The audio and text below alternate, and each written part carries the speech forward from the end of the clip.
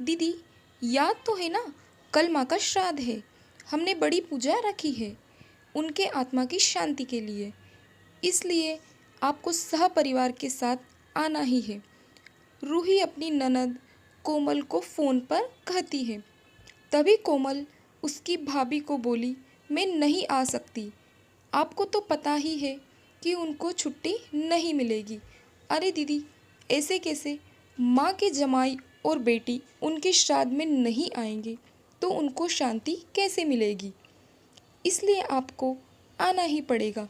बाकी मुझे कुछ भी नहीं पता। इतना बोलकर रूही ने फ़ोन रख दिया। इधर कोमल पुरानी यादों में खो गई। जब उसके पापा की मृत्यु हो गई थी तभी कोमल अपने मायके गई हुई थी। कोमल को माँ बोली, बेटा तुम्हारे पापा मुझे छोड़कर अकेले ही चले गए। पता नहीं अब किसके आधार पर छोड़कर गए हैं। माँ कोमल के गले लगकर रो रही थी। तभी कोमल बोली, यह सब लोग तो है ना, भैया भाभी और बच्चे, तो चिंता क्यों करती हो? कोमल कई दिनों तक अपनी माँ के पास रहकर आई थी, लेकिन हमेशा ज़्यादातर फ़ोन पर बोलना होता था। कभी कॉल पर तो कभी वीडियो कॉल पर बोलना होता था। बेटा क्या बनाया तूने? एक दिन माँ ने वीडियो कॉल पर पूछा। माँ, आलू की सब्ज़ी और रोटी बनाई है, कोमल ने जवाब दिया। माँ बोली, अरे वाह! सब्जी का नाम सुनते ही माँ की आंखों में एक अलग ही चमक देखने के मिली, जो कोमल को दिखी। तभी कोमल माँ को बोली, माँ तुम्हें खाने का मन हो रहा होगा तो भाभी को बोलो बना कर दे। कोमल हंसते हुए माँ से बोली। तभी माँ बोली, नहीं नहीं, अब इस उम्र में आलू कहाँ पचते हैं। मैं तो ऐसे ही बोल रही थी। जब तुम्हारे पापा हुआ करते थे तब बहुत बार बनाती थी। भाभी का तो नाम लेते ही जैसे माँ की आंखों की चमक गायब सी हो गई। माँ ने कॉल रख दिया। माँ को क्या हो गया? ऐसे क्यों बोल रही थी? वह सब ठीक तो होगा ना? कोमल अपने आप से बातें कर रही थी।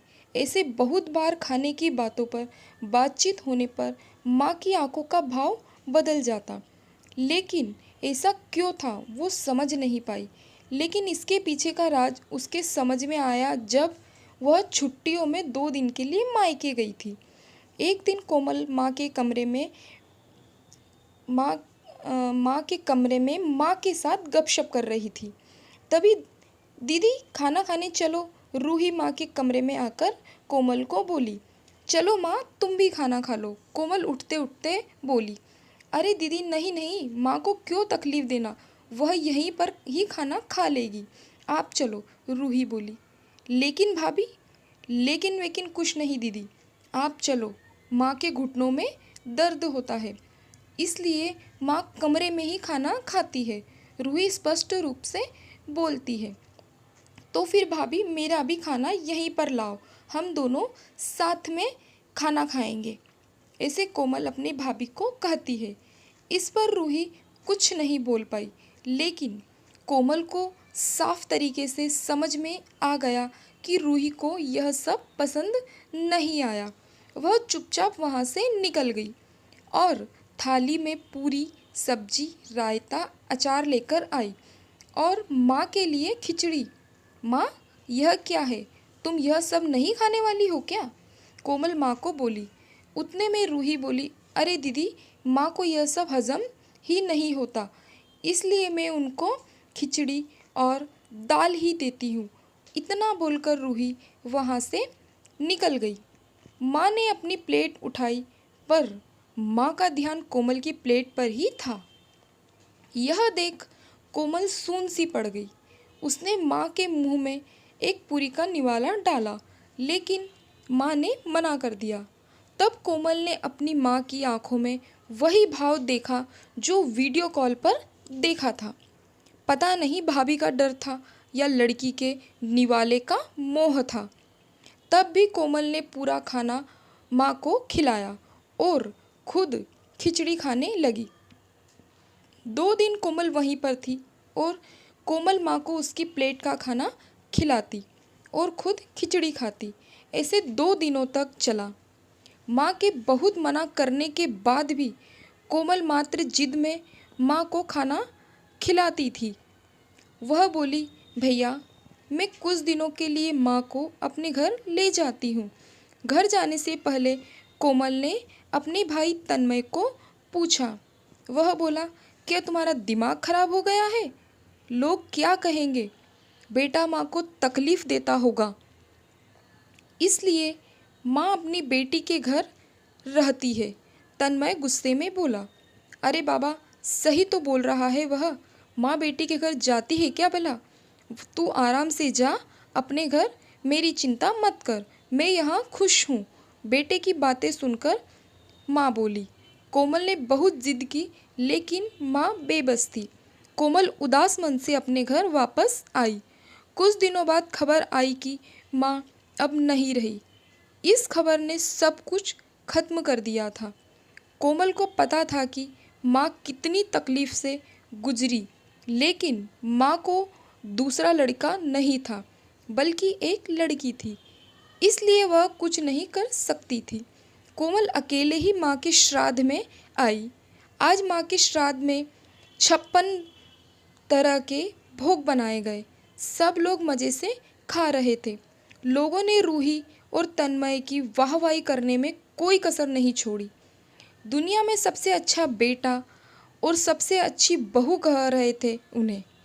माँ के गुजर जाने के बाद इतना विचार कर रहे हैं तो माँ जिंदा थी तब कितनी सेवा की होगी दोनों ने। कोमल दुखी होकर माँ की तस्वीर की तरफ देख रही थी। तभी दीदी चलो आप ही खाना खा लीजिए, रूही कोमल को बोली, जो माँ के रूम में माँ की तस्वीर सीने से लगाकर रो रही थी। वह बोली, नहीं भाभी मुझे नहीं खाना। लेकिन क्यों? आप नहीं खाना खाओगे तो माँ की आत्मा को कैसे शांति मिलेगी? रूही कोमल को बोली, भाभी जिस खाने के लिए मेरी माँ जब जिंदा थी तब तरसती थी, उसे मरने के बाद दे रहे हो तो वो कैसे तृप्त होगी? सोच कर देखो एक बार। आज आपने पकवानों का ढेर लगाया है। माँ जिंदा थी तब आपने उनकी मनपसंद खाने के 2 निवाले खिलाए होते तो माँ वैसे भी तृप्त हो चुकी होती। वही माँ का असल में श्राद्ध कहलाता। यह जो भी हो रहा है वह सिर्फ एक दिखावा है। इसकी वजह से माँ कैसे तृप्त हो पाएगी? और जो घर से मेरी माँ अतृप्त होकर चली गई, वह घर से कैसे खाना खा सकती हूँ भला? कोमल चिढ़कर रूही से बोली। तभी वहाँ पर तन्मय भी आ गया। भगवान की लाठी में आवाज़ नहीं होती है भैया। भाभी जब भी किसी पर पड़ती है ना, तब जख्म बहुत गहराई तक और न भरने वाली होती है। आप भी तो 2 बच्चों के माता पिता हो, लेकिन मैं भगवान से दुआ ज़रूर करूँगी कि आप जब तक जिंदा हो तब तक आपको अतृप्त ना रखे। माँ ने तो अपना वनवास भोग कर कहीं नया जन्म लिया होगा, लेकिन आपकी ज़िंदगी बहुत बड़ी है। कोमल यह सब बोलकर माँ की तस्वीर लेकर चली गई। पीछे रूही और तन्मय की गर्दन शर्म से झुक गई।